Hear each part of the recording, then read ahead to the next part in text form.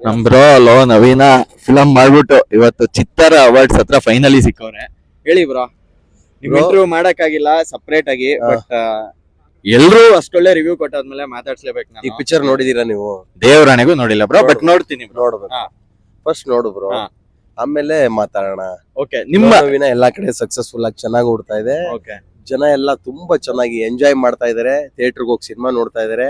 Full happy ಆಗಿದೀವಿ, ಸಂತೋಷವಾಗಿದೀವಿ ನಾವು ಇಡೀ. So ಈಗ ಬಿಗ್ ಬಾಸ್ ಇಂದ ಹೊರಗಡೆ ಬಂದ್ಮೇಲೆ 2ನೇ ವಾರ ಈ ತರ ರನ್ ಆಗ್ತಾ ಇರೋ ಮೂವಿ ಎಲ್ರು 1 ವಾರಕ್ಕೆ ಮನೆಗೆ ಹೋಗ್ಬಿಡ್ತಾರೆ. ನೀವು 2 ವಾರ 2ನೇ ವಾರ ಮೈಸೂರಲ್ಲೆಲ್ಲ ಹೌಸ್ಫುಲ್.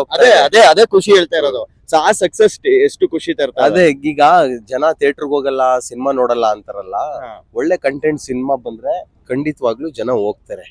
ಯಾಕೆಂದ್ರೆ ನಮ್ಗೆ ಈಗ ನೋಡ್ತಾ ಇದೀನಲ್ಲ, ಜನ ಹೋಗ್ತಾ ಇದಾರೆ. ಸೊ ಹಂಗಾಗಿ ಒಳ್ಳೆ ಕಂಟೆಂಟ್ ಬಗ್ಗೆ ನಾವು ಕಾನ್ಸಂಟ್ರೇಟ್ ಮಾಡಿದ್ರೆ ಕನ್ನಡದ ಜನ ಕೈ ಬಿಡಲ್ಲ. ಓಕೆ, ಕೊನೆ ಪ್ರಶ್ನೆ. ಒಬ್ಬ ಹಾಡುಗಾರನ್ನ ಯಾವಾಗ್ಲೂ ಹಾಡುಗಾರ ಅನ್ನೋ ರೀತಿ ನೋಡ್ತಾರೆ, ಬಟ್ ನೀವು ಕೇವಲ ಹಾಡುಗಾರ ಅಲ್ಲ, you are also good actor ಅನ್ನುವಂಥದ್ದನ್ನ ಪ್ರೂವ್ ಮಾಡುವಂತ ಸಿನಿಮಾ ಲೋ ನವೀನ ಅಂತ ಹೇಳ್ಬೋದು. ಸೊ ಅದ್ರ ಬಗ್ಗೆ ಏನಂತೀರ? ಹಾಡುಗಾರ ಆಗ್ಬೇಕು ಅಂದ್ರೆ ಹಾಡುಗಾರನಲ್ಲೊಬ್ಬ ಆಕ್ಟರ್ ಇರ್ಬೇಕು. ಇಲ್ಲ ಸುಮ್ನೆ ಆಡಕ್ ಆಗಲ್ಲ, ನಾವು ಭಾವನೆ ತುಂಬಬೇಕು, ಆಕ್ಟರ್ ಇರ್ಬೇಕಲ್ವಾ. ಫಸ್ಟ್ ಒಬ್ಬ ಆಕ್ಟರ್ ಆದ್ರೆ ಮಾತ್ರ ಹಾಡುಗಾರ ಆಗಕ್ಕಾಗದು. ಹಂಗಾಗಿ ಆಕ್ಟಿಂಗ್ ನನಗೆ ಚಿಕ್ಕ ವಯಸ್ಸಿಂದನೂ ಬಹಳ ಇಂಟ್ರೆಸ್ಟ್. ಹಂಗಾಗಿ ನನಗೆ ಒಂದು ಇಂತ ಲೋ ನವೀನ ಸಬ್ಜೆಕ್ಟ್ ನನ್ ಬಿಗ್ ಬಾಸ್ ಇಂದ ಬಂದ್ಮೇಲೆ ನಾನು ಹಿಂಗೆ ತೋರ್ಸ್ಕೊಬೇಕು, ಹಿಂಗೆ ಮಾಡ್ಬೇಕು ಅನ್ನೋದಿತ್ತು. ಹಂಗಾಗಿ ಆ ಪಾತ್ರನ ಇಷ್ಟಪಡ್ತಾ ಇದಾರೆ, ಪ್ರೀತಿಯಿಂದ ಆಕ್ಟ್ ಮಾಡಿ ನನಗೆ ಬಂದಷ್ಟು ಮಾಡಿದೀನಿ, ಜನಗಳು ಇಷ್ಟಪಡ್ತಾ ಇದ್ದಾರೆ.